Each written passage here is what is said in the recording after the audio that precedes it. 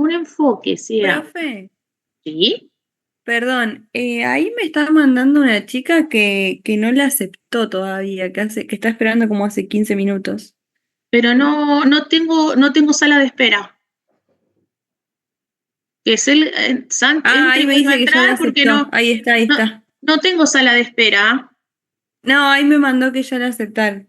Cuando empecé la clase, eliminé la sala de espera, porque si no tengo que estar validándole a todos que ingresen, entonces como que para los que ya están es como complicado. Listo, gracias, profe, perdón. No, tranquila, no pasa nada. Entonces, ya vimos participaciones permanentes. Fíjense, aprovecho, me tomo un descanso y digo, bueno, fíjense que yo no hablé, no describí lo que es control, control conjunto, influencia significativa, llave positiva, llave negativa, costo más dividendo. No hice mención a todo eso, se dieron cuenta, ¿no? ¿Por qué? Porque toda esta parte que es bastante más relacionada con la práctica, la van a ver con Andrea de manera detallada. Entonces, vamos a aprovechar el tiempo para las cuestiones que no ven en la práctica. Vamos a complementar los conocimientos que adquieren y repasan en la práctica con los que vemos en la teoría. Sí hicimos, sí dijimos, bueno, cuáles son las inversiones permanentes, cuál es el objetivo del tenedor o inversor de esas inversiones. No es obtener un margen en el corto plazo, no es tradear, sino tener una participación que se sostiene en el tiempo, que implica que en principio supera los 12 meses, que los estados contables cuando son consolidados implican que forman parte de la información contable, que haya o no haya consolidación, las transacciones realizadas con partes relacionadas tienen que ser reveladas en nota a los estados contables.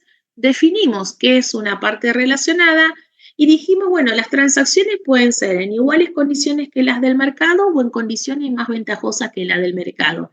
Sea cual fuera la situación, dicha situación tiene que ser revelada en notas a los estados contables. Una vez que avanzamos sobre esto, dijimos, bueno, vamos a validar el ciclo de participaciones permanentes, es decir, todo lo que está incluido en el estado de situación patrimonial, si es BPP, en una sola línea, en el estado de situación patrimonial y su incidencia en el estado de resultados. Si hay control o control conjunto, va a implicar en términos generales, salvo alguna excepción, la consolidación, que esa consolidación va a formar parte de la información complementaria de los estados contables, que tiene que estar incluida y traspasada al libro de inventario y balance, ¿sí? Y después empezamos a ver lo que tenemos aquí. ¿Qué nos dice? ¿Cuál es el enfoque? El enfoque para la auditoría de grupos implica un enfoque sustantivo. Es decir, vamos a validar saldos y transacciones. La validación de saldos y transacciones no implica la inexistencia de pruebas de cumplimiento, sino que sí puede haber pruebas de cumplimiento de los controles clave sobre lo que la empresa que estamos auditando vaya llevando adelante. Hay distintos procedimientos. Bueno, para validar la existencia, acá estoy tomando las pruebas que al respecto se refiere Loce en su libro, nos dice, bueno, para validar la existencia, obtengamos una confirmación del responsable de los títulos si la tenencia corresponde a empresas que cotizan en el mercado de capitales, o en el caso de que sean empresas cerradas, como ustedes saben que las acciones en la Argentina no son anónimas, sino que son nominativas, tendríamos que chequear el libro de acciones de la emisora, en el cual podremos ver cuál es la tenencia que tiene la inversora, que es sobre la que nosotros estamos llevando adelante la auditoría. Ahí vamos a chequear la existencia de la tenencia y para revisar el porcentaje de tenencia y la calidad de los títulos, es decir, si son acciones que dan preferidas o si son acciones comunes, si esas acciones comunes son de voto simple o de voto múltiple.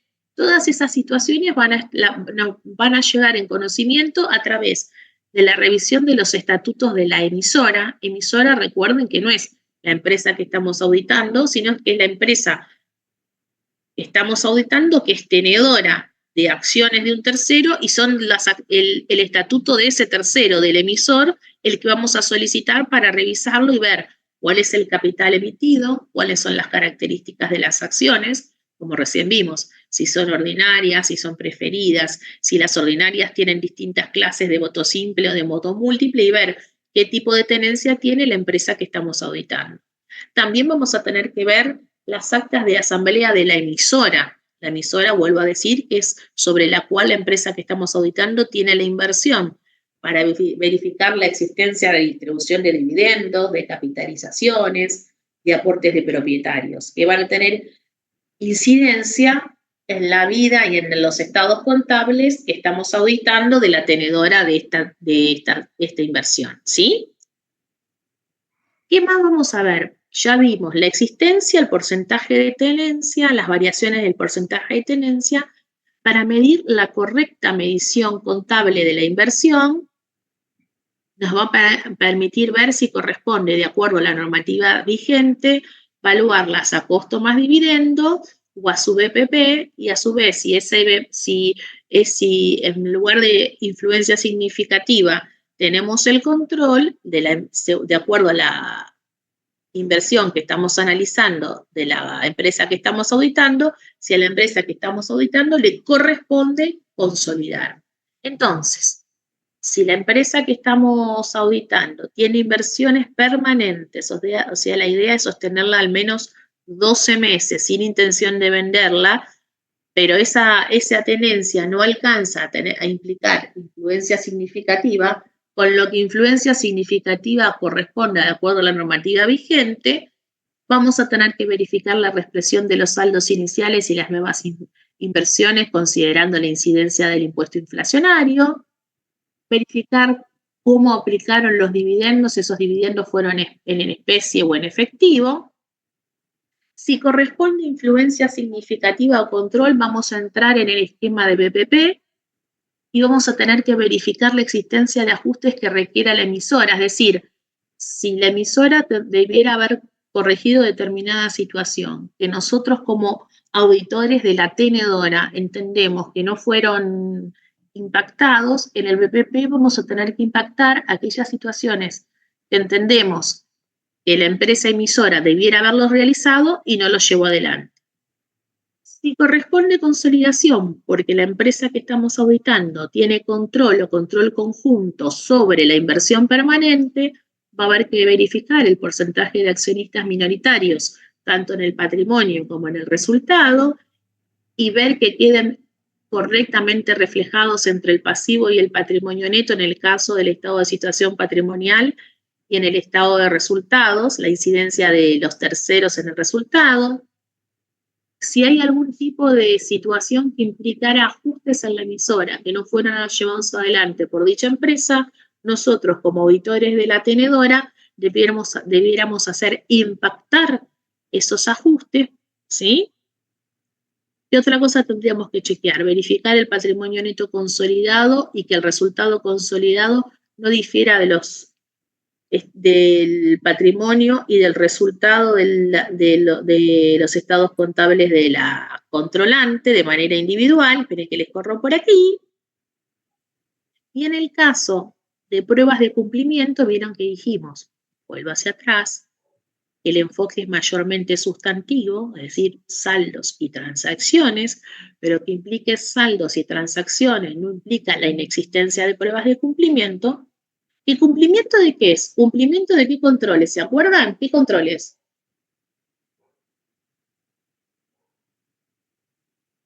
Los controles claves, aquellos controles que nos permiten satisfacer los objetivos de auditoría.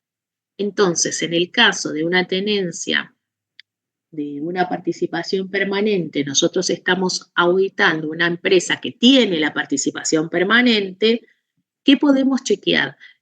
que la empresa lleve adelante determinados controles que se vean volcados, por ejemplo, en informes de gerencia respecto de las participaciones, y podemos revisar esos informes que lleva adelante la empresa, o sea, el control interno que la empresa hace sobre las participaciones. Si, por ejemplo, la empresa revisa y aprueba, o sea, cómo se realizan y cómo se aprueban los asientos de consolidación, y si esa aprobación de los asientos de consolidación son llevados adelante y aprobados por un funcionario de nivel adecuado. Bueno, y acá me interesa esta parte, esperen que les voy a mostrar acá el título, fíjense que dice trabajos de otros auditores, R337 modificada por la 53, y esto voy a volver a decir algo que dije el primer día de clase. La resolución técnica 37 original no tenía esta redacción. Fue modificada por la 53. Por lo cual les pido a aquellos que tengan resúmenes de periodo de cursadas anteriores, no del año anterior, pero sí, a veces vienen trayendo cursadas anteriores, que revisen, porque esta fue uno de los grandes cambios de la RT37 modificada por la 53. Y seguimos encontrando, sobre todo en los finales, no tanto en los parciales, errores conceptuales, porque hubo una modificación. La principal modificación es que la RT37 en el punto 3, empieza en el párrafo 313 más o menos, fíjense, búsquenlo, en la 37 modificada por la 53, que la 53 da de baja la 37 y dice, bueno, el anexo que acompaña a la 53 es la nueva 37. Y en el punto 313 dice, bueno, el auditor del grupo, o sea, de un grupo económico, tiene responsabilidad exclusiva sobre los estados contables consolidados. Es decir, es responsable de la auditoría total del grupo. No hay división de responsabilidad. ¿Qué quiere decir que no hay división de responsabilidad? Quiere decir que el auditor contable del grupo se hace cargo de la opinión por el grupo en su conjunto, por cada uno de los componentes, porque es el contador principal, ¿sí? Y como tal, como asume la responsabilidad de toda la auditoría, no corresponde que haga mención a que su opinión se ve influenciada o se origina o tiene una incidencia en el trabajo de otro contador, de otro auditor. Entonces, importante, el auditor del grupo tiene responsabilidad exclusiva sobre el trabajo de auditoría del grupo. No hay división de responsabilidad y como no hay división de responsabilidad, no corresponde que se haga referencia en el párrafo de opinión de los estados consolidados que el trabajo del auditor del grupo se basa en el trabajo del otro auditor. Eso quedó claro, ¿no? Eso es importante porque es uno de los principales cambios que respecto de este ítem hace la 53 modificando a la 37. ¿Sí?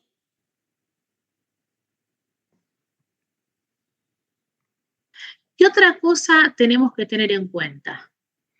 Que cuando hay un trabajo de auditoría de un grupo, el contador principal, que es el contador que lleva adelante la auditoría del grupo, es el responsable de determinar la naturaleza, la oportunidad y cualquier otro procedimiento adicional que entienda que corresponde llevar adelante más allá de los procedimientos que hayan aplicado los contadores de cada componente, es decir, de cada controlada. ¿Sí? Si el contador principal entiende que tiene que llevar adelante en otro momento, es decir, en una determinada oportunidad y con un mayor alcance o un procedimiento adicional, va a tener que decidir el contador principal quién lo hace, en qué momento y con qué alcance. ¿Sí? La única admisión que tiene, o excepción que tiene la RT37 modificada para que el contador responsable de la auditoría del grupo económico no asuma la responsabilidad por la totalidad de la información contable es cuando existe una limitación en el alcance de la tarea.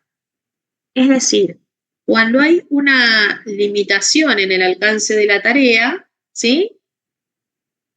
Por ejemplo, si después de que se aceptó el encargo, ¿sí?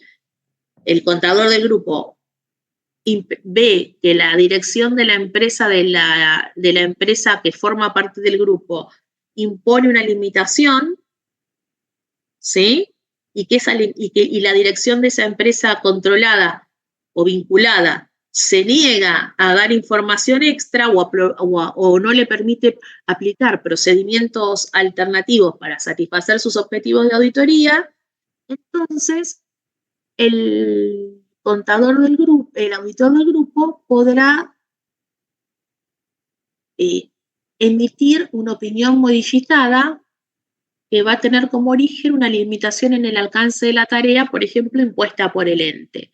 Y si esa imposibilidad de obtener elementos de juicios válidos y suficientes es generalizada y es muy significativa, esa opinión modificada se convertirá, en una abstención.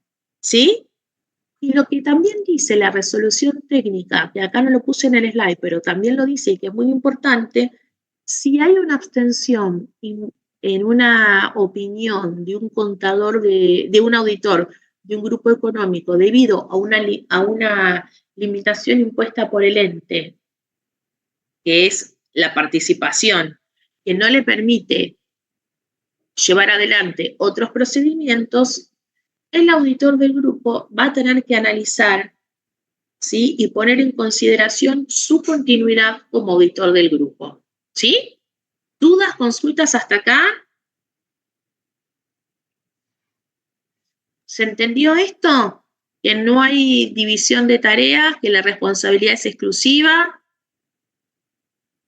y que ahora es la única excepción que permite una opinión modificada por limitación en el alcance, cuando no hay responsabilidad exclusiva, pero no es por decisión del auditor del grupo, sino por una limitación impuesta por la dirección de la participada. ¿Sí? ¿Hasta acá estamos? ¿Dudas, consultas acá? ¿Hasta acá?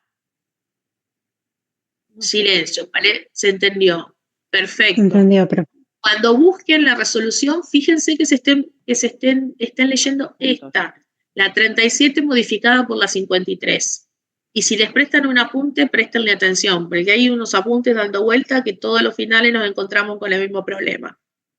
Si alguien pone que el auditor del grupo puede hacer mención a que su opinión está basada en la opinión de otro contador, porque el auditor del grupo consolidante es uno y el auditor de la controlada es otro, eso está mal, es un error conceptual.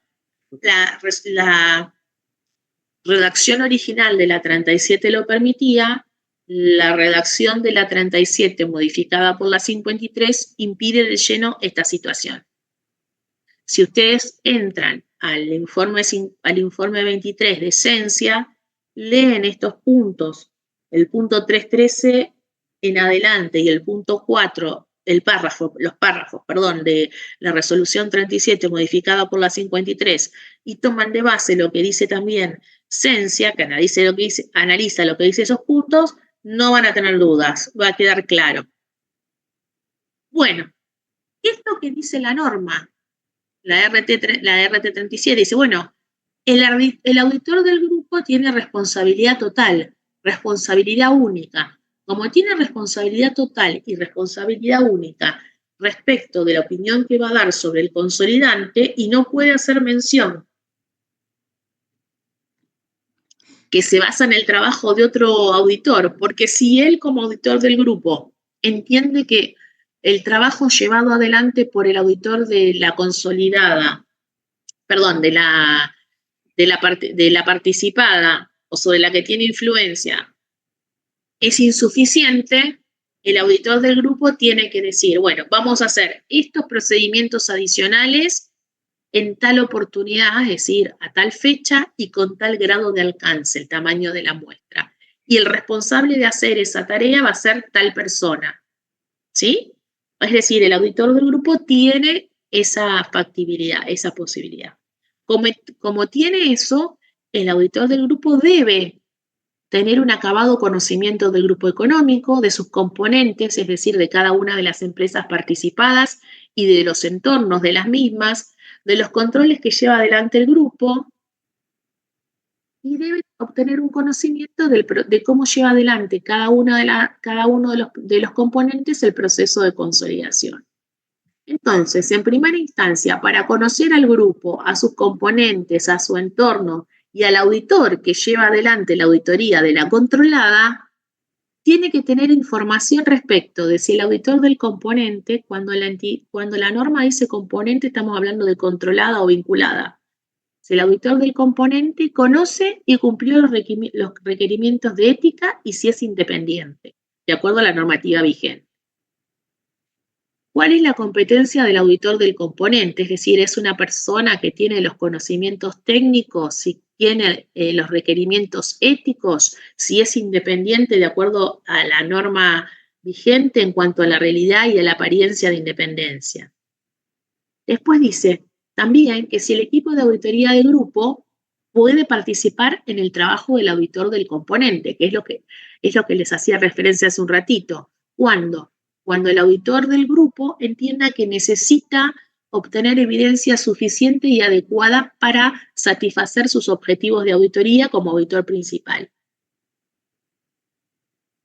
Si a criterio del auditor del grupo, el auditor del componente no cumple con estos requerimientos, o si el auditor del grupo tiene dudas, reservas respecto de que si cumple con independencia, con conocimiento técnico, con la eficacia y eficiencia y oportunidad de los procedimientos, el equipo de auditoría, el equipo de la controlante puede llevar adelante procedimientos per se, es decir, ella misma, sin la intervención del auditor del componente. Entonces, pueden darse dos situaciones. El auditor del grupo entienda que necesita más procedimientos y le va a decir al auditor del componente que lleve adelante determinado procedimiento con determinado alcance y en determinado momento y le informe al auditor del grupo, o el auditor del grupo puede entender, puede no tener confianza o puede tener determinada reserva respecto de la independencia o de la competencia profesional del auditor de la controlada, y él mismo con su grupo de trabajo va a llevar adelante determinados procedimientos para obtener evidencia de auditoría, sin necesitar o sin requerir la intervención del auditor del componente. Porque todo esto que estamos hablando de procedimientos de auditoría sobre una empresa participada, ¿no? Sobre una participación, no sobre la controlante. Eso está claro. Bien, ¿qué más nos decía la norma? Perdón. Ahí está.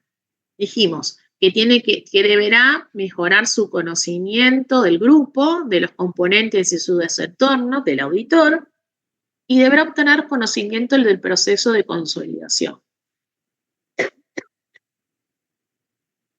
Cuando hablamos del procedimiento de consolidación, nos dice que el auditor del grupo, es decir, de la controlante, que lleva adelante, opina sobre y tiene total responsabilidad sobre todo el procedimiento de auditoría, le corresponde hacer pruebas sobre la eficacia operativa de los controles del grupo y también puede llevar adelante procedimientos de auditoría para ver la corrección o la razonabilidad del proceso de consolidación y que ese proceso de consolidación carezca de incorrecciones materiales, es decir, que los estados contables no tengan incorrecciones materiales, entendiendo por incorrecciones materiales aquellas que pudieran llevar a cambiar la opinión al usuario de esos estados contables, ¿sí?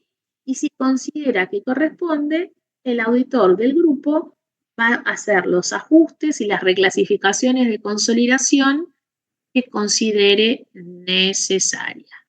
Y vuelvo a insistir, si el auditor del grupo entiende que el trabajo del auditor del componente resulta insuficiente, si tiene reservas o dudas respecto de la calidad del trabajo, es responsabilidad del auditor del grupo la realización de procedimientos adicionales. ¿Sí? ¿Dudas, consultas hasta acá? Respecto de auditoría de grupos económicos. Redondeando. La RT 37, modificada por la 53, modifica lo que está establecido por la resolución 37 original y dice, bueno, el auditor del grupo de la controlante tiene responsabilidad exclusiva sobre la opinión respecto de los estados consolidados y no puede, como él asume la responsabilidad exclusiva, primero, no puede incluir en su párrafo de opinión de los consolidados que basó su opinión en el trabajo de otro auditor. No corresponde. ¿Y por qué no corresponde? Porque el auditor del grupo tiene la facultad de que si entiende que el trabajo del auditor del componente es insuficiente, le puede solicitar al auditor del componente, es decir, de la participación, el componente, que realice procedimientos adicionales indicándole el alcance, es decir, el tamaño de la muestra y en el momento, es decir, de qué periodo se refiere que le realice determinada tarea adicional. Y si por otro lado entendiera que el expertise técnico o la independencia o tuviera alguna reserva respecto del auditor del componente, puede per se, con su grupo de trabajo, llevar adelante procedimientos alternativos para cumplir con sus objetivos de auditoría sin la intervención del auditor de la compañía controlada o vinculada. Finalmente, repasemos la RT 37, modificada por la 53, señala que hay una única situación en la cual la opinión puede ser modificada en el sentido de por ser el auditor del grupo distinto del auditor de la controlada. A eso se está refiriendo, ¿no? La razón por la que puede ser modificada la opinión respecto entre el auditor del grupo y el auditor de la controlada es cuando, por ejemplo, existiera una limitación en el alcance impuesta por la dirección de la empresa controlada, que no le permite llevar adelante determinados procedimientos. Eso implicará una limitación en el alcance que va a impactar en la opinión, generando una opinión modificada. Y si el auditor del grupo entendiera que esa que esa incidencia es de alcance generalizado, como no es cuantificable, porque la limitación en el alcance, por definición, no es cuantificable, entonces eso no sería una opinión modificada por una salvedad indeterminada, sino que se constituiría en una abstención de opinión. Y lo que también dice la resolución técnica es que si uno se encuentra como auditor de un grupo con una limitación en el alcance impuesto por la controlada o por la vinculada, lo que uno tiene más allá de llevar adelante para los presentes estados contables una limitación en el alcance que puede terminar en una abstención, debiera cuestionarse si corresponde que siga como auditor, porque si las limitaciones van a ir continuando en el mediano y largo plazo, carece de función el auditor, por lo cual sugiere la resolución que debiera renunciar a la continuidad en el encargo de auditoría. ¿Dudas, consultas hasta aquí? ¿Hasta acá estamos? Bien. No, vamos. Para alguien que me preguntó, me volvió a preguntar por mail, que me preguntó, lo que estamos viendo hoy forma parte del segundo parcial, ¿sí? ¿Estamos de acuerdo? Porque me volvieron a hacer esa consulta. Nosotros ya empezamos el segundo parcial, pero los temas del primer parcial ya se encuentran cerrados. ¿Dudas o consultas del primer parcial hasta ahora? Bueno, parece que todavía no tenemos dudas o consultas del primer parcial. Está bien, está bien. Bueno, les cuento cómo sigue esto. Vimos auditoría de grupo, fíjense, vuelvo a insistir, que todo lo que tiene que ver con control,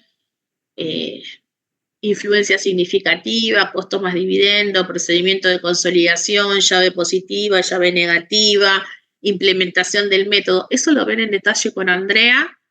No voy a estar metiéndome por ahí, pero es algo que ustedes lo van a ver en detalle. Nosotros complementamos con cuál es el proceso y cuáles son las incidencias de ese proceso en el informe del auditor, ¿sí? Algo que me gustaría mostrarles, espérenme un segundo, y ahora se los comparto.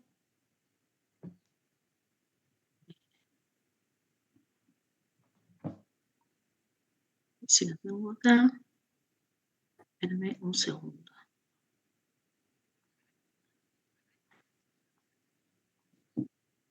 Transacciones con partes relacionadas es la página 45.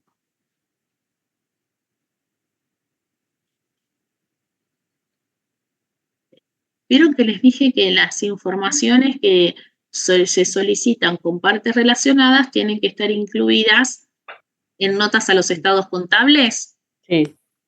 Bueno, acá les voy a mostrar una. Un segundo.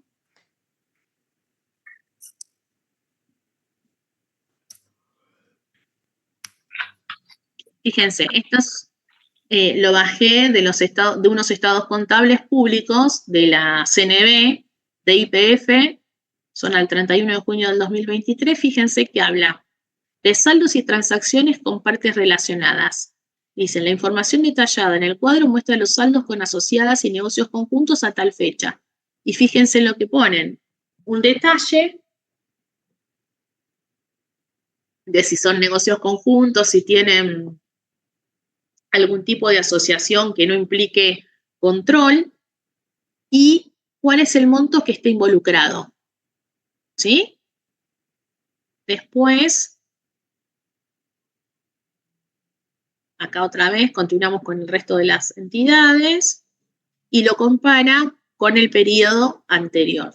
Tanto en el estado de situación patrimonial, fíjense que habla de créditos por ventas, de otros créditos, de participaciones en otras empresas y del pasivo, estado de situación patrimonial, y lo mismo la incidencia de transacciones con vinculados en el estado de resultados, ingresos, compras y servicios, intereses devengados del periodo y del periodo anterior, dividido e identificado por vinculada. Esto es lo que tiene que estar incluido en cada una de las participaciones cuando hablamos de transacciones con partes relacionadas. ¿Qué más tenemos? A ver.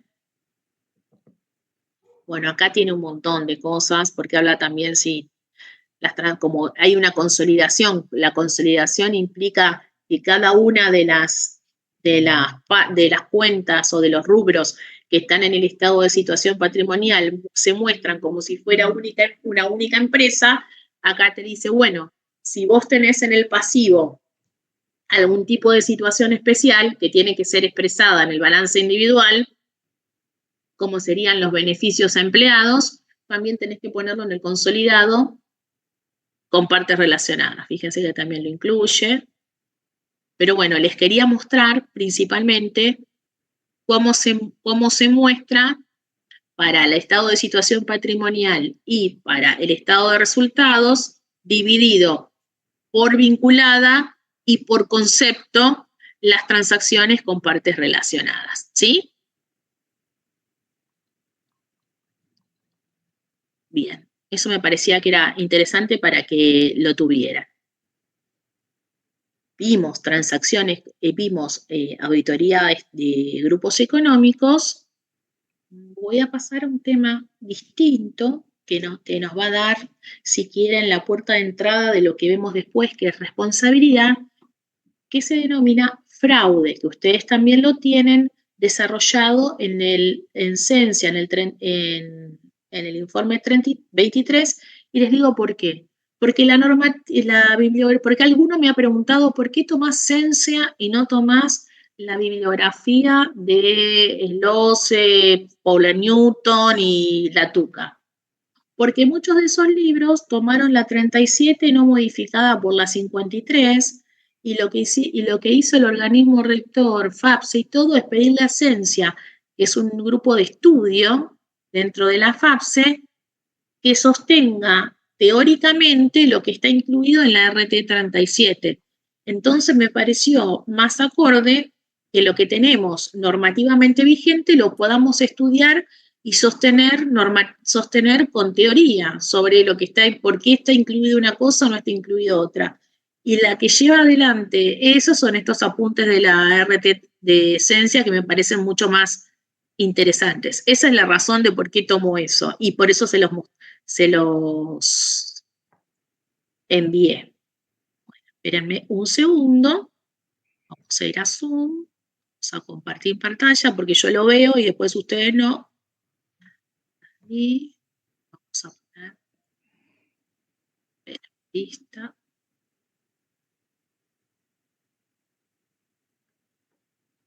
Espérenme un segundo. Fraude. Esta lectura. Y ahora sí. Compartir pantalla. Fraude. Bien. Fíjense. Fraude. Hablamos de la 37 modificada. Hablamos del informe de Cencia del número 23, que tiene dos apartados, el 4 y el 18, y de la NIA 240, ¿sí? De responsabilidades del auditor en la auditoría de estados contables respecto del fraude. ¿Por qué? Porque la normativa nacional está buscando o está yéndose cada vez más cerca de la normativa internacional. Por eso vamos a ver en la RT 37 modificada por la 53, cuando se refiere a fraude, toma mucha de la normativa, mucho de las cuestiones que tenía la normativa internacional de auditoría 240, que hablaba de la responsabilidad del auditor en la auditoría de estados contables respecto del fraude. Lo primero que tenemos que tener en cuenta de que el objetivo del auditor es buscar fraude.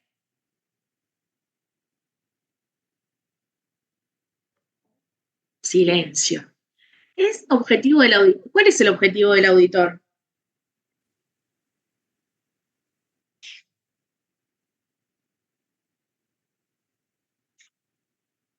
Claramente el objetivo del auditor no es buscar fraude. La responsabilidad de la inexistencia de fraude respecto de unos estados contables es responsabilidad del gobierno de la entidad. Y la dirección, es decir, ¿quién es el gobierno y quién es la dirección? Vamos a repasar por ahí. Que lo vieron en sindicatura, pero repasémosle. ¿Quién es el gobierno y quién es la dirección? ¿Quién es el órgano de gobierno de la entidad? La autoridad máxima. Los dueños. ¿Quiénes son los dueños? Los accionistas. Los accionistas, por lo cual el órgano de gobierno es la asamblea, ya sea de accionistas, ¿sí? En el caso de que sea acciones o similares, pero los dueños es el que decide. Y la dirección es la que lleva adelante la administración diaria. Puede ser el directorio, el comité, la gerencia general, ¿sí? Los responsables de la prevención y detección del fraude son los órganos de gobierno y de dirección de la entidad. No es la auditoría. Y la finalidad de la auditoría no es claramente buscar fraude, pero sí en el ejercicio de su tarea, si detectara o tuviera dudas respecto de la existencia del fraude, no puede hacerse la desentendida y tiene que actuar. Entonces, la dirección de la entidad, directorio o similares, supervisada por los responsables de gobierno, asamblea, debe tener énfasis en la prevención del fraude. Eso lo dice, si ustedes lo chequean, la NIA 240 lo dice efectivamente, porque lo que tiene que buscar es minimizar las oportunidades de que se produzca un fraude. ¿Sí? ¿Y cómo lo va a hacer? Poniendo la mayor cantidad de controles que correspondan, ¿sí? Y también castigando cuando, o sancionando cuando se detecte un fraude, es decir, no dejarlo pasar. Y bueno, la supervisión que lleven adelante los responsables del gobierno del ente, ¿qué tienen que tener en cuenta? Algunos procedimientos que permitan o que puedan prever si hay elusión de controles, es decir, controles que no se llevan adelante o que puedan percibir la existencia de influencias que no son adecuadas para la conformación de la información financiera, que al mostrar información contable financiera fraudulenta estemos ante la existencia de un fraude, o por ahí cuando la dirección se ve presionada por, no sé, determinadas condiciones, como puede ser llegar a un objetivo determinado, tener una determinada rentabilidad, que la presionen a manipular la información y tengamos estados contables fraudulentos, ¿sí? Digamos que la responsabilidad respecto de minimizar las posibilidades de fraude son órgano de dirección, órgano de gobierno, no del auditor, no del órgano de control. El objetivo de la auditoría, repasemos entonces, es aumentar el grado de confianza de los usuarios sobre los estados contables. ¿Se acuerdan que eso lo vimos? Cuando vimos cuál es. ¿Cuál es? Bueno, busquemos cuál es el grado de confianza. ¿Y sobre qué estaba basado? ¿Se acuerdan? Sobre la existencia de determinados procedimientos que le brindaran mayor seguridad ¿a quién? A los usuarios de los estados contables. ¿Sí? ¿Se acuerdan que hablábamos de seguridad razonable, seguridad limitada? El auditor externo lleva adelante determinados procedimientos que mejoran la confianza de los usuarios porque le dan una cierta seguridad. ¿Bien? Y esa cierta seguridad se va a ver manifiesta en el informe, en este caso de los estados contables, respecto de la razonabilidad que tienen los mismos de acuerdo con las normas de auditoría vigentes. Bien, recordamos entonces la responsabilidad sobre lo que sea fraude no es responsabilidad del órgano de control del auditor, sino tiene que ver con el órgano de gobierno y el órgano de dirección. Y el órgano, sí, perdón, y el auditor, si bien tiene que hablar sobre la razonabilidad de los estados contables, puede, en el ejercicio de su tarea, ver la existencia o percibir o inferir la existencia de determinados fraudes. Vuelvo a tomar, fíjense que recién hablamos de seguridad razonable, el auditor externo, con su trabajo, lleva adelante determinados procedimientos que cuando opina sobre esos estados contables, le brinda al usuario de los mismos seguridad razonable de la inexistencia de incorrecciones significativas. Seguridad razonable, ¿se acuerdan que era que el auditor opinaba de manera positiva? Es decir, el auditor indica que los estados contables presentan en todos sus aspectos significativos la información de una manera razonable y que habla de la inexistencia de incorrecciones significativas. Puede haber incorrecciones, pero que no hacen modificar la opinión del usuario de esos estados contables. ¿Sí? Hablamos de seguridad razonable y no de seguridad absoluta porque, para empezar, el trabajo del auditor no es sobre la totalidad de las transacciones y saldos, sino que utiliza un esquema de muestras selectivas, ¿sí? Que la información de la que se nutre el auditor como forma de evidencia le permite llegar a un análisis que le permita inferir, pero no es conclusión exacta, y que, por supuesto, el análisis que lleva adelante el auditor externo implica el uso de su juicio profesional, de su conocimiento técnico y por otro lado, complementado con la evaluación de la evidencia que tomó y como consecuencia del análisis de esa evidencia, llevar adelante conclusiones que se van a ver manifestadas en el informe de la auditoría. Por eso hablamos de un alto nivel de aseguramiento, pero no de una seguridad absoluta. Seguridad razonable y no seguridad absoluta. ¿Sí? Acá hablamos de auditoría de estados contables, que implica seguridad razonable. Si habláramos de revisión de periodos intermedios, que no es una auditoría, pero sí es un procedimiento de aseguramiento, recuerden que los procedimientos de aseguramiento son aquellos que le brindan al usuario de esos informes una mayor seguridad respecto de la información que tienen, mientras que la auditoría de estados contables da una seguridad razonable y el auditor informa su opinión de manera positiva, en el caso de la revisión de periodos intermedios, que no es una auditoría, la seguridad es limitada, hay menores procedimientos y la conclusión de cómo se da de manera negativa. No existe, el auditor no ha percibido ninguna situación que implicara que no se llevaran adelante cuestiones que no muestren algo de manera razonable. ¿Sí? Hasta acá estamos, repasamos procedimientos de aseguramiento, tenemos el procedimiento de aseguramiento que es la auditoría, otro de menor aseguramiento, pero que también es de aseguramiento, que es, por ejemplo, la revisión de periodos intermedios, pero no son los únicos. Vuelvo a insistir que eso es un tema que vamos a ver más adelante, no son los únicos procedimientos que implica el informe de aseguramiento, encargos de aseguramiento, ¿sí? Entonces vamos a ver incorrecciones significativas e incorrecciones que no son significativas. Las incorrecciones significativas son aquellas que pueden llevar al usuario que utilice esa información a cambiar de opinión, ¿sí? Las incorrecciones implican la existencia de diferencias entre ¿qué? La cantidad, la clasificación, perdón,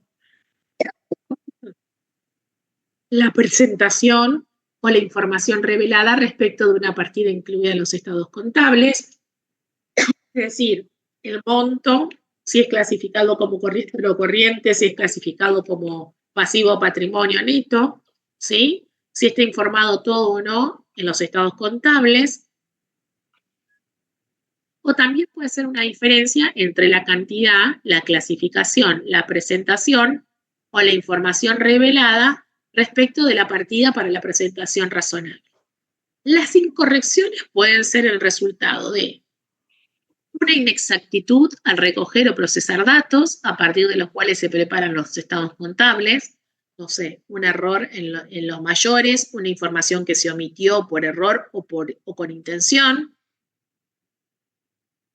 una estimación contable incorrecta, por ejemplo, en el cálculo de las previsiones por no considerar hechos o por una interpretación que fue errónea, por ejemplo, cuando se toma la información de los abogados en cuanto a los litigios, puede haber un error o una estimación incorrecta hecha adrede por no considerar determinada condición, por ejemplo, que el abogado diga es altamente probable que se pierda y el porcentaje de tener, el porcentaje o el monto aproximado de un juego es tanto, que eso implicaría alta probabilidad de ocurrencia cuantificable, implica un impacto en los estados contables y no una nota, ¿sí? O también pueden ser esas incorrecciones el resultado de juicios de la dirección de la empresa en relación con las estimaciones contables que el auditor no considera razonables.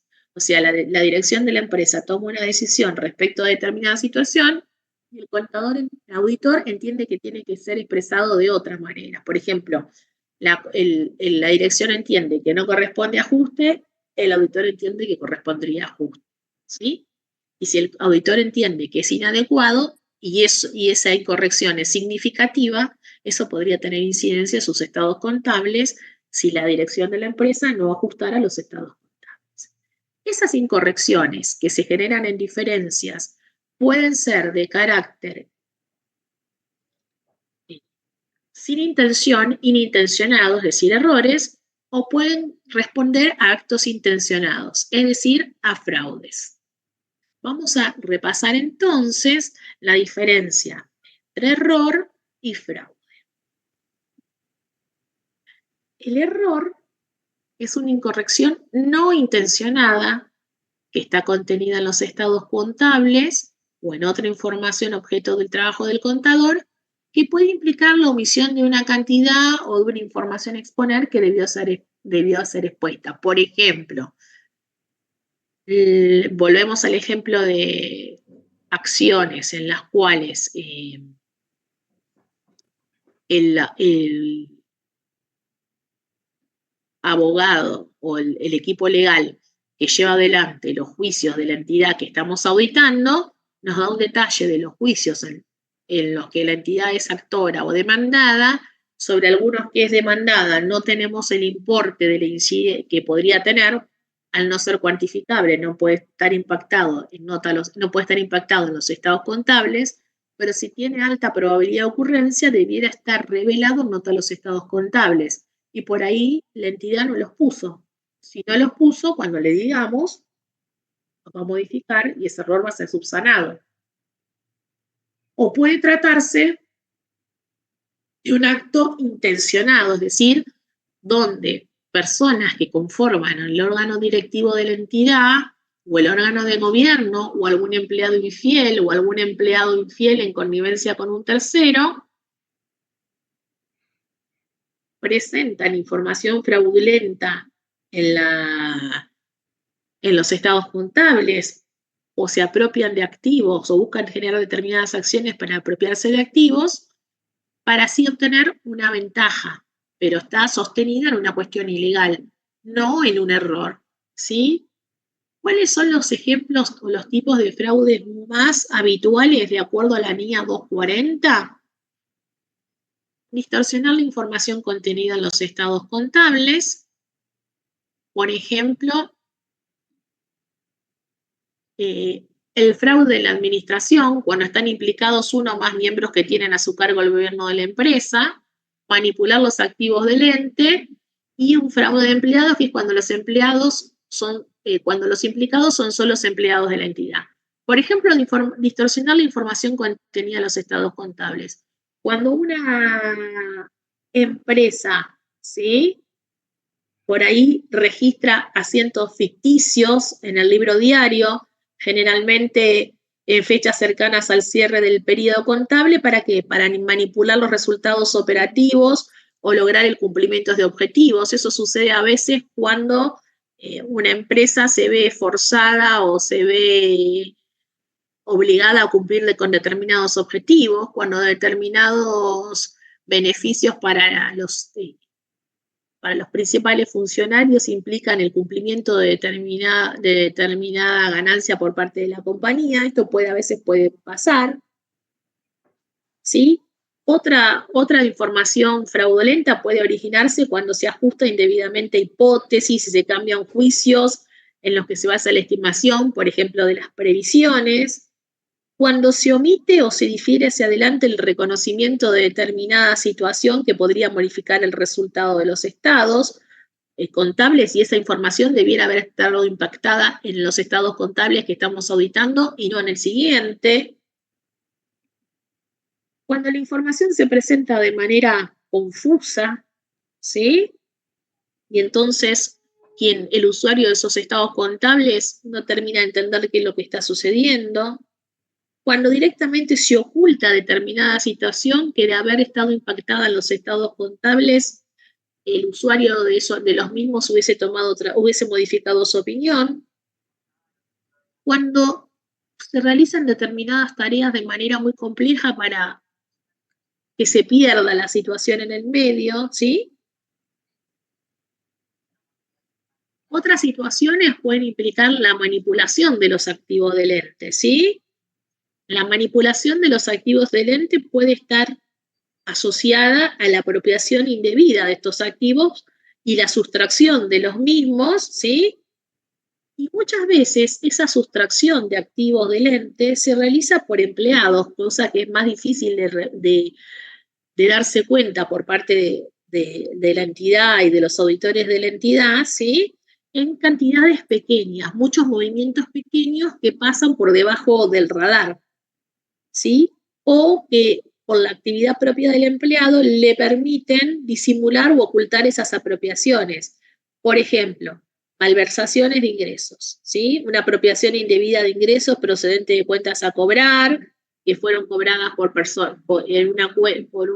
una persona en una cuenta de una persona y no de la compañía. Esto me hace acordar, no sé si escucharon hace unos días de una dueña de unos supermercados que cobraban con QR y algunos cajeros Ponían el personal. sí, ponían el QR propio, no el QR de la empresa. Y Sí, se dio sí. cuenta a los meses cuando empezó a hacer el inventario y no le cerraban los inventarios y por otro lado no le cerraban las ventas con los ingresos. Claro. Pero en el momento no se dio cuenta, fue un fraude que tomó conocimiento con posterioridad, hizo la denuncia penal. ¿Sí? Sí, sí. Otras cosas que pueden suceder es, por ejemplo, la sustracción de activos físicos o de propiedad intelectual, ¿sí?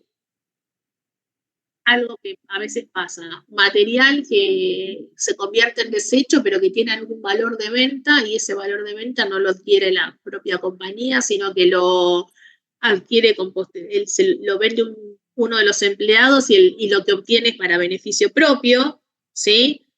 Ha habido otros casos como más significativos con fórmulas y determinadas situaciones que han implicado venderle a la competencia una fórmula de determinado producto. Eso ha sucedido, pero eso ya estamos hablando de mayor escala, ¿sí?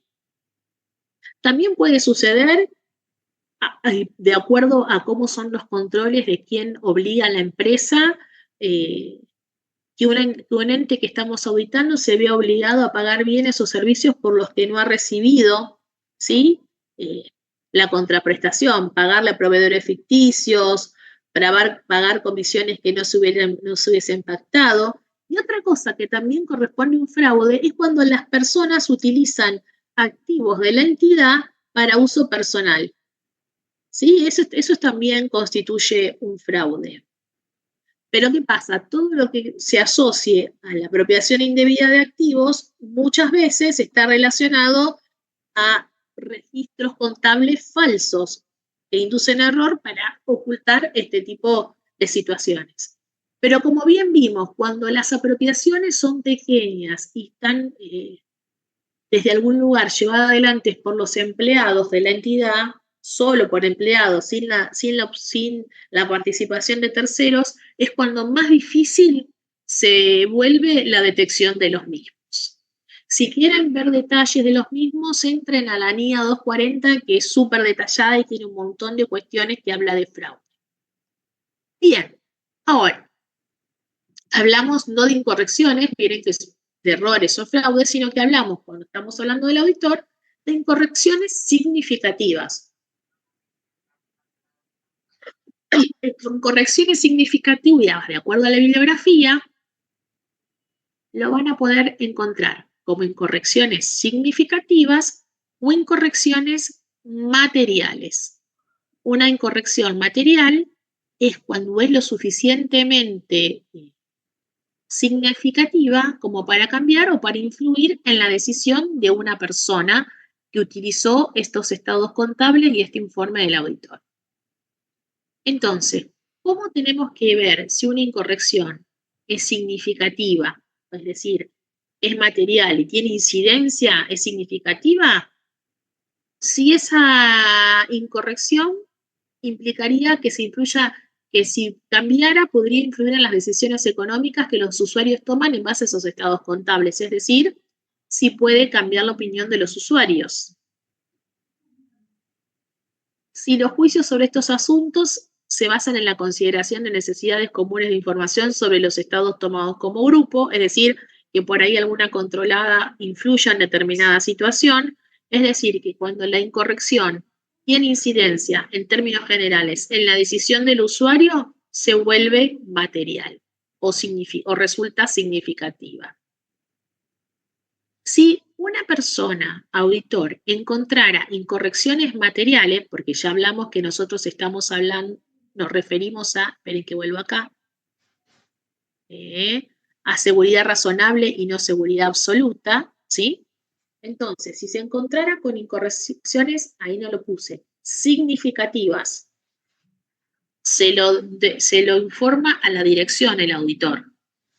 Y la dirección de la empresa corrigiera dicha situación en los estados contables, notas y cuadros anexos, esa situación no tendría incidencia en la opinión del auditor, es decir, no tendría efecto. Ahora, ¿qué pasa cuando el auditor encuentra incorrecciones significativas o materiales? Es decir, aquellas que si no se modifican pueden modificar la opinión del usuario de estos estados contables. Esa no corrección por parte de la dirección de la empresa sobre los estados contables tiene efecto ¿en dónde? En la opinión del auditor externo, ¿sí? ¿Cuál sería el efecto? Va a modificar la opinión. El auditor externo, una vez que encuentre incorrecciones significativas que no fueron corregidas, a pesar de habérsele informado a la dirección de los estados contables, va a emitir una opinión con salvedades si esa información no fue modificada. Y si la incidencia de esa incorrección es generalizada, esa misma o la sumatoria de incorrecciones individuales que sumadas forman una incorrección generalizada, va a emitir una opinión adversa. Vuelvo a señalar, si la incorrección es significativa, pero es corregida por la dirección de la empresa, los estados contables han sido salvados y consecuentemente no hay modificación en la opinión de los estados contables respecto de esa incorrección que fue salvada, ¿sí? La opinión se va a ver modificada cuando esa incorrección A sea significativa y B no sea corregida por la dirección de la empresa. Porque como vimos al inicio de la cursada, la responsabilidad sobre la información que está incluida en los estados contables, ¿de quién es? ¿De quién es? De la empresa. ¿Sí? La opinión, la responsabilidad sobre lo que está emitido en los estados contables es responsabilidad de la dirección y el ente de gobierno de la empresa. Si el auditor encontrara incorrecciones significativas que son solucionadas por y se modifican los estados contables, en los estados contables sobre los que va a opinar ya fueron corregidos. Consecuentemente, respecto de eso, la opinión del auditor no va a ser modificada. Ahora, si encontrar incorrecciones significativas, incorrecciones materiales sobre las que el auditor externo, informa a la dirección y al ente de gobierno de la entidad y la entidad no las modifica, eso va a impactar en sus opiniones y va a implicar una salvedad o si constituyen una generalización, una opinión adversa. ¿Sí? Bueno, como bien les dije, el auditor debe comunicarle a los responsables del gobierno las incorrecciones no corregidas y el efecto que le va a dar sobre la opinión. O sea, no va a ser una sorpresa cuando existe una opinión con salvedades, sino que primero le va a informar a la dirección para que ellos lo puedan modificar. Y va a tener que darle un detalle si son varias las incorrecciones significativas o una o varias incorrecciones que se vuelven significativas al sumarlas en su conjunto de manera individualizada. No va a ser un informe global, sino que tiene que estar detallado. Y esta pauta normativa que establece la resolución técnica está tomada pura y directamente e inspirada de la NIA 240, ¿sí? Volvamos entonces a incorrecciones.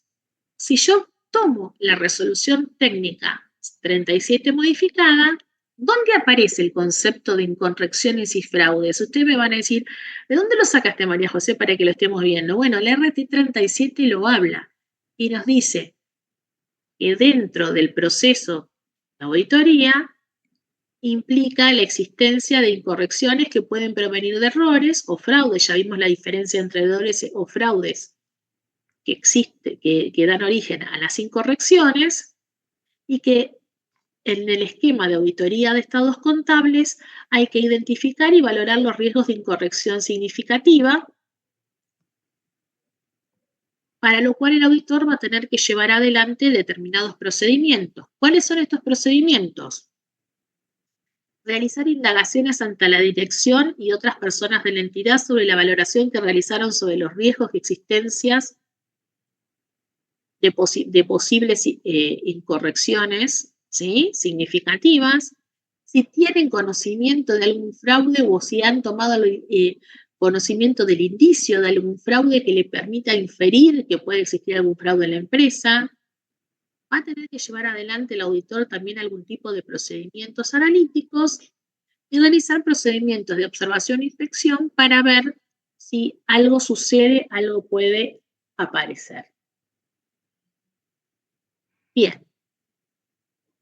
Cuando habla de la descripción de las responsabilidades del contador respecto de la auditoría de estados contables, si bien dijimos que la responsabilidad del auditor cuando hace la auditoría de estados contables no es buscar fraude, ¿sí?,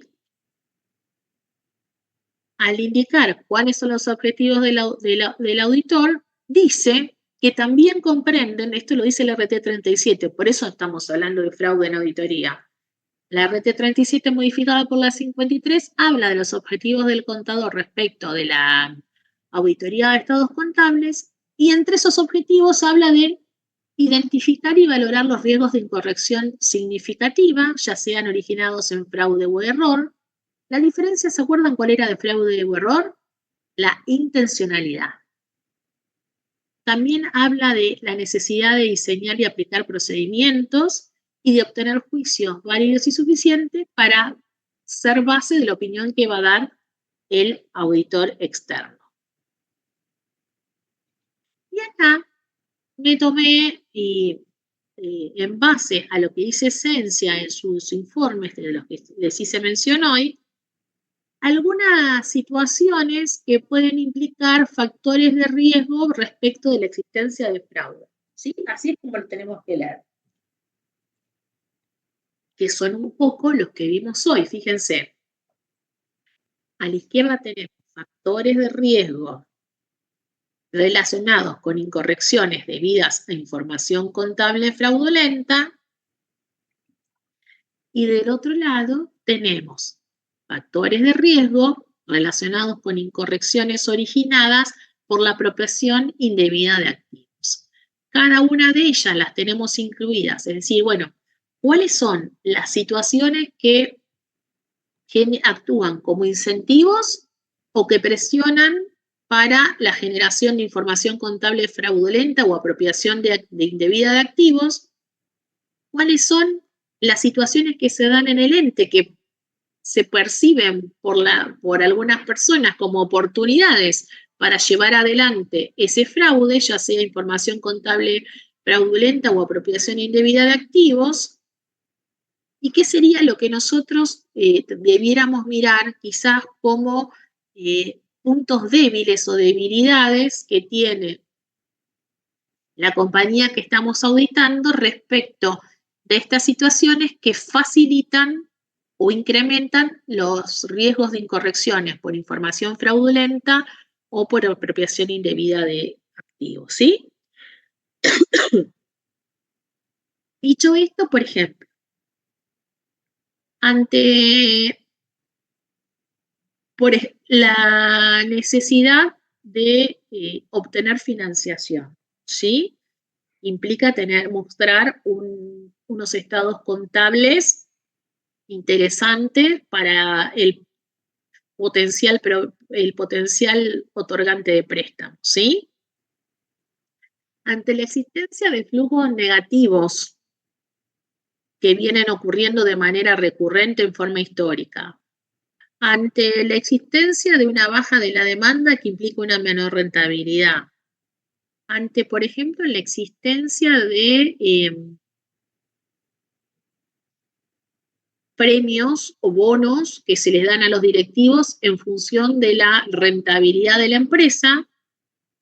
Esas cuestiones pueden actuar o bien como incentivos o bien como elementos de presión para que se lleve adelante una contabilización de determinadas cuestiones que impliquen información contable de carácter fraudulento. ¿Cuándo es más fácil que eso suceda? Cuando, por ejemplo, el seguimiento de la dirección respecto de la contabilización y los controles sobre la misma no resulta eficaz, es ineficiente, cuando la estructura organizativa de la empresa que estamos auditando varía de manera recurrente, entonces es difícil que alguien lleve el control o lleve adelante el conocimiento de lo que está sucediendo porque todo el tiempo varía. Cuando hay transacciones con vinculados que son muy significativas y son habituales, ¿sí? O por ahí cuando se produce alguna transacción significativa muy compleja que no permite tener total conocimiento de lo que está sucediendo, ¿sí? O entonces, es decir, cuando suceden determinadas cuestiones que facilitan o presionan a que se lleve adelante o se contabilice información fraudulenta, con omisión de situaciones, ¿sí? ¿Se acuerdan como vimos hoy? Con situaciones que no están con montos que se difieren o incidencias que implican pérdida que se difieren para el periodo siguiente, cuando se omiten situaciones que debieran informarse y no se informan, ¿sí? Cuando se evalúa de determinada situación algo que debió evaluarse de otra, y que se ve facilitado por la falta de controles, ya sea porque o bien no se llevan adelante de manera correcta o hay mucho cambio de personas o las transacciones son tan eh, eh, complejas que es difícil terminar de entender, no todo el mundo las entiende. Estas situaciones se ven facilitadas cuando suceden estas cosas. Y nosotros como auditores, ¿qué tenemos que ver hacia atrás? ¿Qué comportamiento tuvo hacia atrás la empresa que facilita la información contable fraudulenta? Que si hubieran ya tomado conocimiento de situaciones de este estilo y no fueron sancionadas, ante la observación de una relación tensa entre quién, entre el auditor y la dirección, o entre la dirección y el auditor anterior, ¿sí? Cuando ya se tomó conocimiento que con anterioridad hubo incumplimiento de disposiciones legales. Y entonces es probable que uno tiende a mantener comportamientos. Si hubo incumplimientos en situaciones anteriores, es probable que ese comportamiento se sostenga en el tiempo. Si la dirección es muy laxa y hacia atrás no sancionó cuestiones que se observaron al respecto, y es probable que las personas se tomen atributos que dicen, bueno, si ya no me sancionaron antes, ¿por qué me van a sancionar a otra? Y continúan con estas situaciones, ¿sí? O quizás la observación de que hay una situación compleja de vínculo entre la dirección y el auditor actual o el auditor anterior, te está mostrando que hay algo que no está funcionando bien, ¿sí? Si vamos por otro lado a factores de riesgo, ya sea respecto de fraude o error, pero que implican incorrecciones materiales respecto de la apropiación indebida de activos, también vamos a tener en cuenta, por ejemplo, una empresa en la que se toma conocimiento que hay suspensiones, que se tomaron las vacaciones obligatorias, entonces se espera que haya futuros despidos en el corto o mediano plazo y eso puede actuar como un incentivo o un elemento de presión para una apropiación indebida de activos del ente por parte de empleados, ¿sí? Si por otro lado hay descontento, porque hay ascensos, remuneraciones u otras recompensas que son incongruentes con la expectativa, ¿sí? Alguien que pensó que iba a ascender o que iba a suceder y vino un tercero de paracaidista, o no esperaban que ascendiera quien ascendió, o se desarmó una línea de trabajo, esas situaciones de descontento a nivel personal pueden también actuar como un incentivo para la apropiación indebida de activos del ente por parte de empleados de la entidad. ¿Cuándo estas situaciones de apropiación indebida de activos pueden darse con mayor facilidad, por ejemplo, cuando encaja y se mantiene gran cantidad de efectivo, cuando los bienes de cambio son de tamaño reducido pero tienen gran valor o son de fácil venta hacia afuera, cuando se tiene acceso fácil a activos fácilmente convertibles en dinero, o por supuesto cuando el control interno es deficiente y facilita la apropiación indebida. Cuando la actitud de la empresa facilita esta apropiación indebida de activos. Como vimos hoy, cuando hubo situaciones anteriores que no fueron sancionadas, es decir, cuando hay una tolerancia implícita a las sustracciones menores, va a ser más probable que eso suceda. Cuando se observa que determinados empleados o funcionarios tienen un estilo de vida o un comportamiento que no condice con los sueldos promedios que esta persona tiene, o cuando determinado empleado o funcionario manifiesta de forma expresa su disgusto, su insatisfacción con el trato que recibe como tal, como parte de la entidad. Estas situaciones te están mostrando como indicios de que algo puede estar pasando. No aseguran, pero sí son red flags, llamados de atención de que algo tiene que estar sucediendo. ¿Cuáles son los indicios de estados contables? Acá vimos identificación de factores de riesgo, ya sea por información contable fraudulenta o por apropiación indebida de activos. Ahora veamos, también tomado de la NIA 240, responsables, indicios, de la existencia de incorrección significativa en los estados contables. También lo tomamos de la resolución técnica, de la norma internacional de auditoría 240. Por ejemplo, cuando hay discrepancia entre los registros contables que implican transacciones que no se registraron en su momento o que no se registraron en su totalidad. Cuando hay saldos o transacciones sobre lo cual no hay documentación que acredite o que acredite su origen o la inexistencia de autorizaciones que aplicaran que esa operación se realizó. Cuando hay ajustes de última hora globales que impactan de manera significativa en los resultados. Cuando tienen esos ajustes grandes, como decís, este ajuste no tiene sentido. Es una cuenta gato, una cuenta que suma un montón de cosas, sumamos, restamos, me afecta los resultados y no tiene sentido. Ahí me está mostrando que acá hay una incorrección significativa que está tratando de ser tapada. Cuando hay evidencia contradictoria o falta de evidencia, es decir, cuando tenemos una transacción y no tenemos la documentación que sustente esa transacción. Cuando los documentos que tenemos son documentos que parecen ser adulterados, que no tienen las autorizaciones correspondientes. Cuando tenemos partidas de conciliación y esas partidas de conciliación implican números para llegar de un saldo al otro, pero no tienen una explicación correcta y no tienen documentación que acredite esa conciliación. Cuando algo venía teniendo determinado movimiento y de repente cambia radicalmente, por ejemplo, una línea de negocios que venía teniendo pérdida creciente y de repente tiene una gran ganancia y de vuelta el resultado del ejercicio. Bueno, las respuestas que tenemos de la entidad respecto de las discrepancias o de la documentación es incongruente, es inexistente o es poco verosímil. Después tenemos otras cuestiones que pueden implicar, si quieren también, una limitación en el alcance, que son las relaciones difíciles o inusuales entre el auditor y la dirección. ¿Se acuerdan que la limitación en el alcance implica algo y por ahí está impuesto por el ente que no me permite de ninguna manera cumplir con los objetivos de auditoría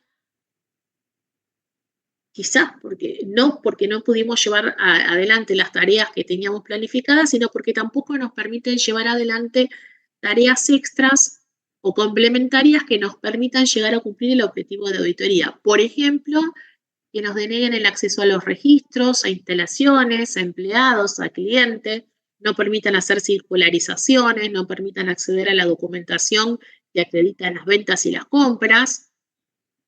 Cuando presionan al auditor para que en plazos que son irrisorios se complete determinada tarea que es de carácter complejo, que uno sabe que no va a poder cumplir en ese plazo, y lo que te están buscando implícitamente es que no revises con la debida profundidad. Cuando hay quejas expresas de la dirección respecto de cómo se realiza la auditoría, ¿sí? Y esta es muy importante. Ustedes vieron que ahora todos trabajamos con sistemas, no vemos como en los viejos tiempos cuestiones manuales. Todo es con sistemas, entonces tenemos una información que cargamos los datos y mucha información entra a una caja negra, se procesa y tenemos un resultado. Bueno, cuando no podemos tener acceso como auditores al personal de tecnología informática que nos explique, cuando no podemos hacer procedimientos en paralelos para ver que por ejemplo, simular una venta o simular una compra, que lo que nosotros hacemos de una operación simulada, el resultado sea lo que debiera ser y consecuentemente podamos inferir que lo que se hace en la realidad tiene el mismo resultado esperado como la operación simulada, bueno, ahí vamos a tener una situación inusual que nos tiene que hacer ver si no puede ser un factor que implique un indicio de incorrección significativa. Otras situaciones que pueden implicar indicios de incorrecciones significativas en los estados contables implica, por ejemplo, cuando hay cambios permanentes en las estimaciones contables. Un día es pérdida, otro día es ganancia, un día se contabiliza, el otro día no se contabiliza. Cuando hay políticas contables que lleva adelante la empresa que estamos auditando que van a contramano de lo que hace toda la industria para esa situación. ¿Sí? Cuando toma un criterio que está totalmente fuera de lo que hace el circuito de la industria para esa situación. O, por supuesto, cuando hay intolerancia ante incumplimientos del código de conducta de la entidad. Cuando no se sancionan los problemas, ahí te está dando una pauta de que algo está sucediendo. Bueno, ¿qué pasa? Sí, Esteban, decime.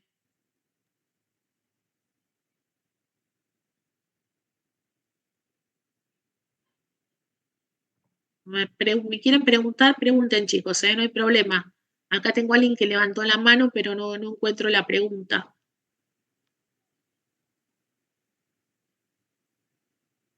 ¿Dudas, consultas hasta acá? ¿Estamos, chicos?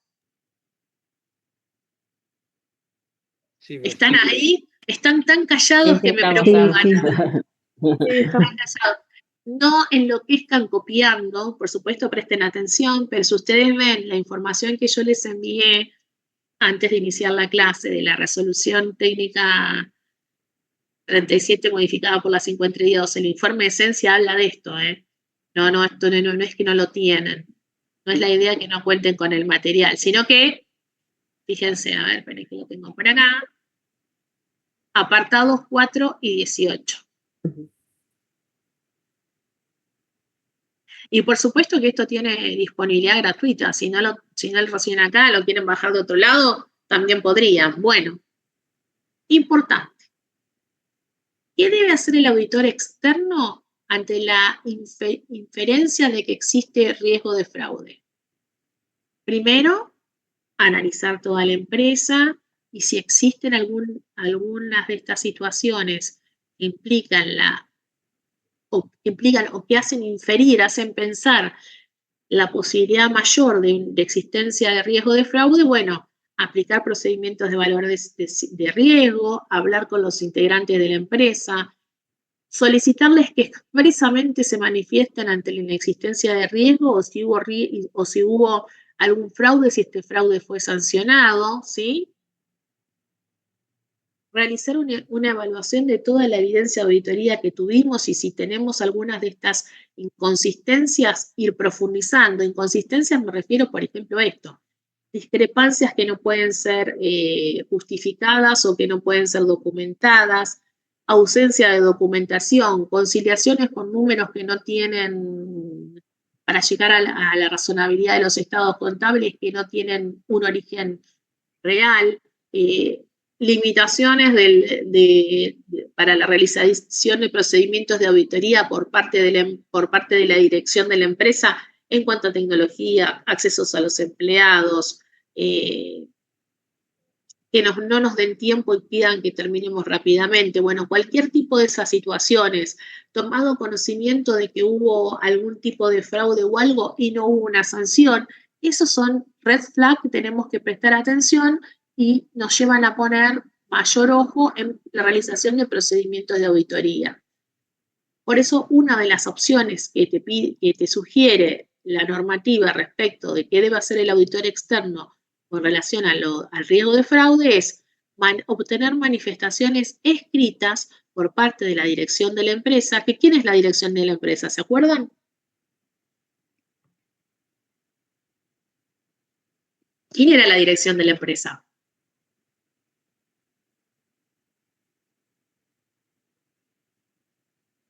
El directorio, la gerencia general, quien lleva adelante la cotidianeidad, y los responsables del gobierno, los accionistas a través de las asambleas o similares, sobre la responsabilidad en el diseño, en la implementación y en el monitoreo de control interno para prevenir y detectar el fraude. Porque si volvemos al inicio de esta charla, la responsabilidad para prevenir y detectar el fraude de manera primaria cae en los órganos de gobierno y de dirección de la empresa. Y también vamos a tener como auditores que documentar de manera adecuada la evidencia de auditoría relacionada con la identificación y evaluación de riesgo, la evaluación de la evidencia, ver estos riesgos cómo se ven afectados.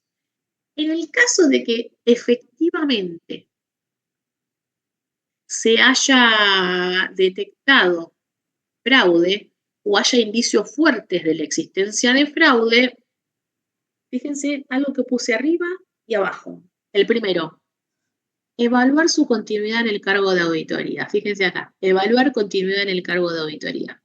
Si vos tenés una empresa, si bien vos como auditor no buscas fraude, pero tenés indicios fuertes de la existencia de fraudes, que los indicios los vimos recién, ¿sí?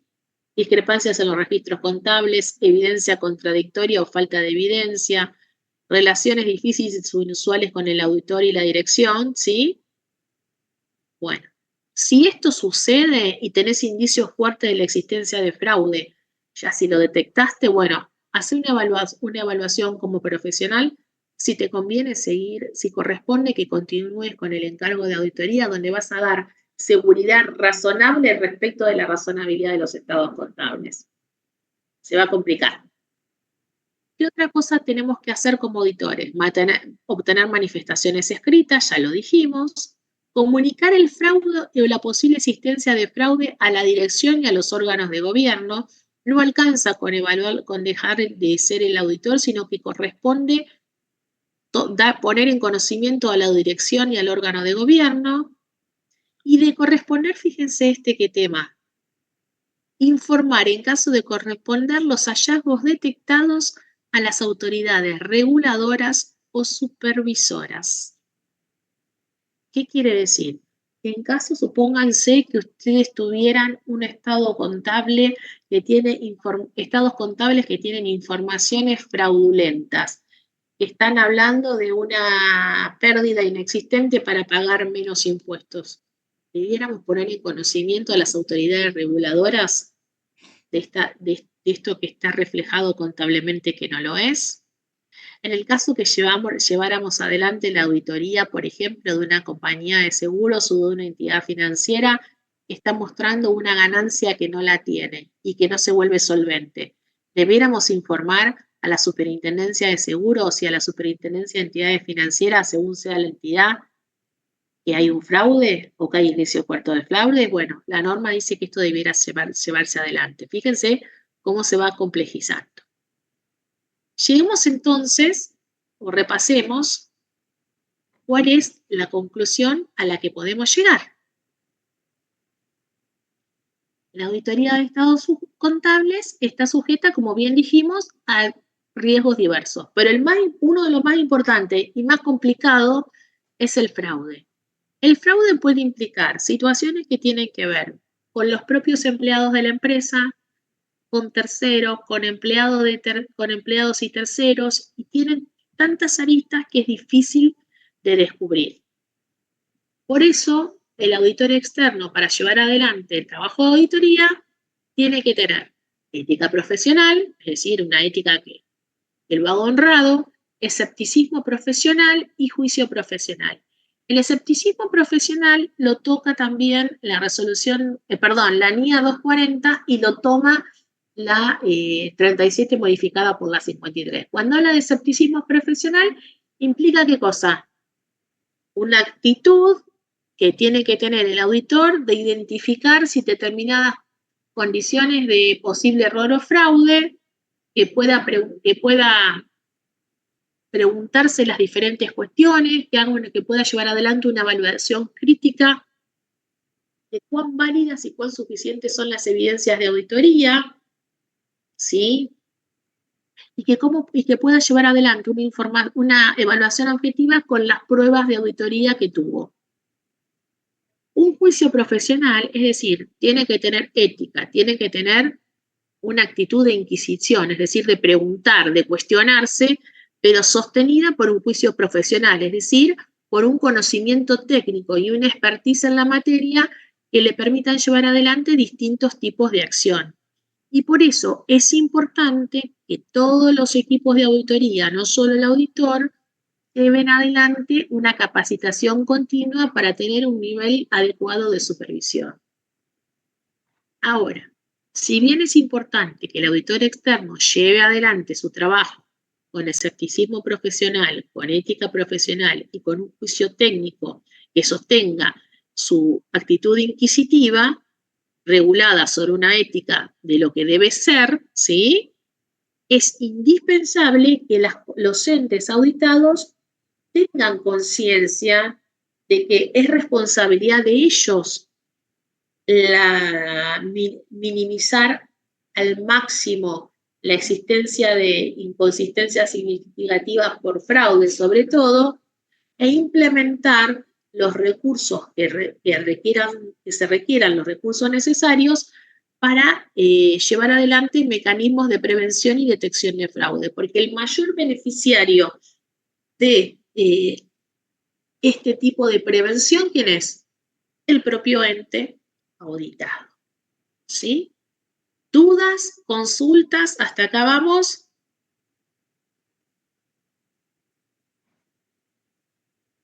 Acá me preguntan si los indicios son válidos para aplicar en ambos indicadores. Información contable fraudulenta, sí, por supuesto.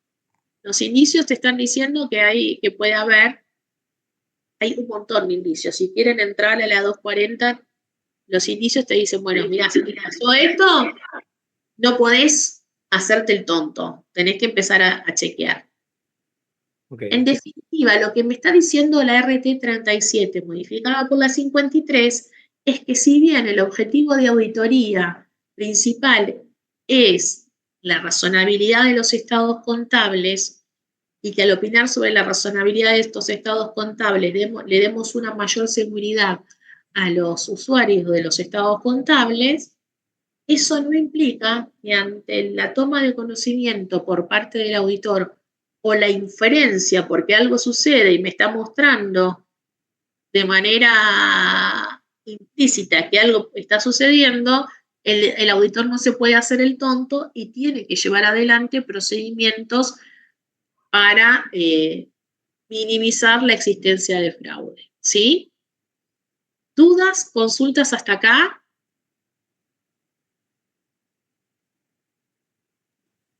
No, profe. Bueno, les cuento cómo seguimos.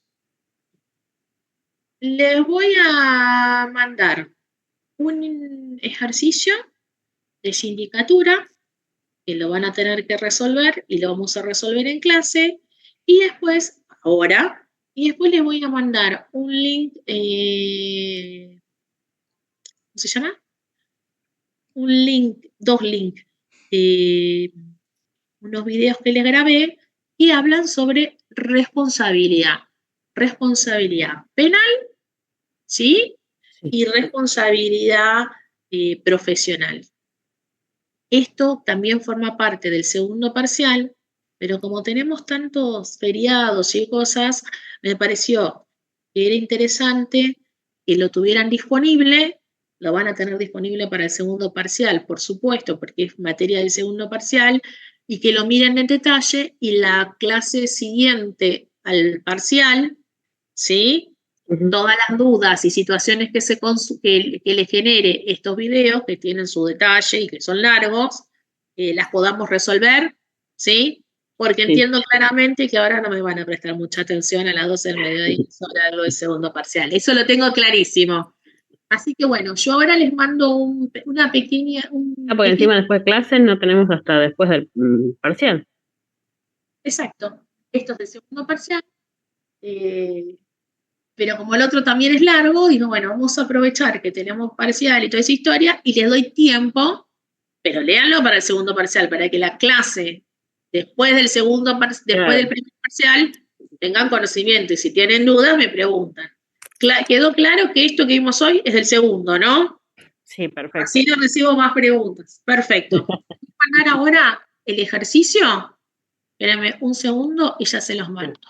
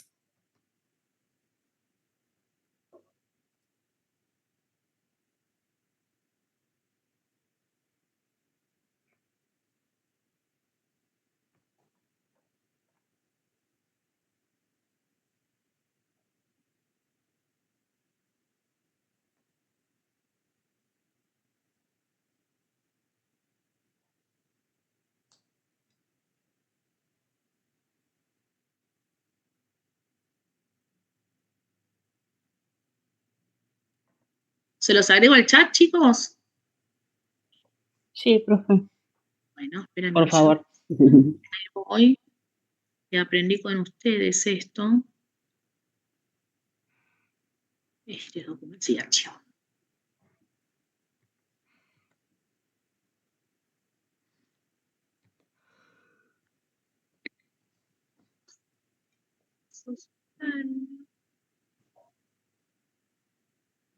Ya se los mando. ¿Lo recibieron?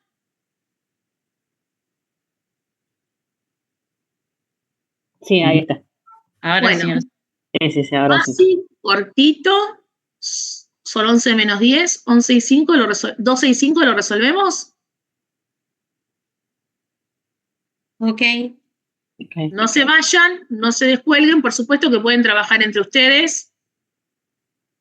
Y 12 y 5 lo estamos resolviendo. Así ya cerramos con algo que hace al primer parcial. Perfecto.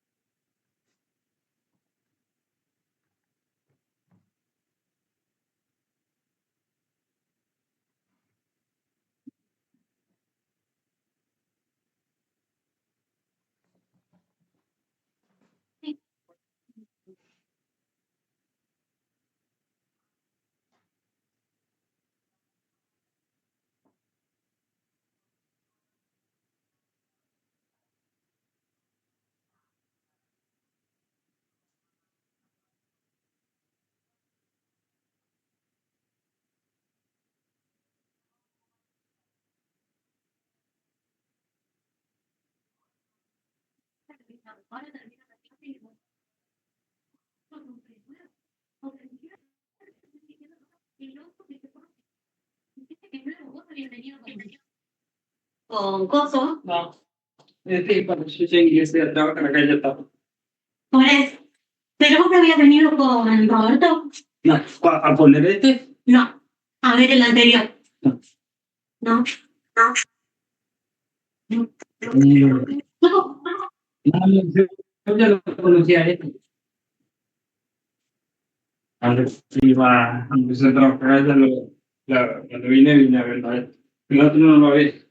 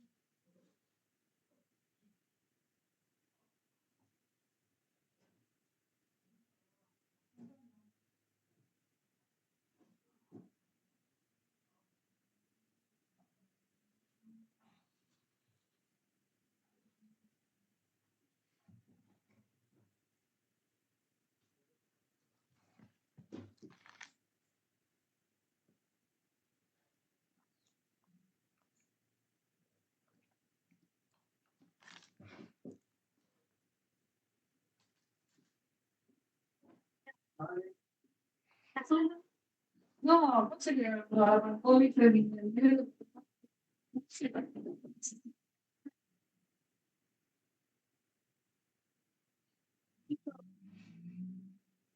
¿Y el otro chico cómo se llama?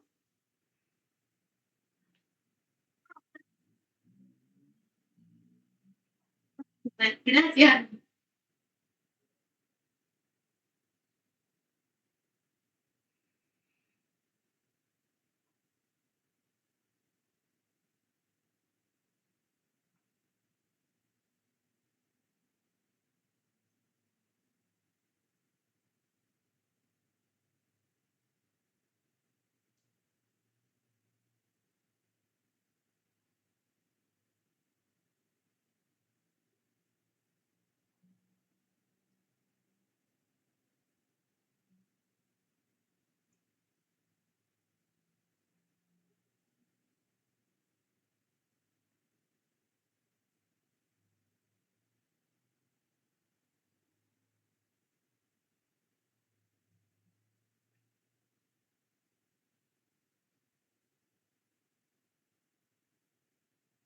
el termotanque era de nosotras. Sí, ¿Compraron uno nuevo? pusieron otro usado. Y ahora se supone que tiene que andar. Ujú.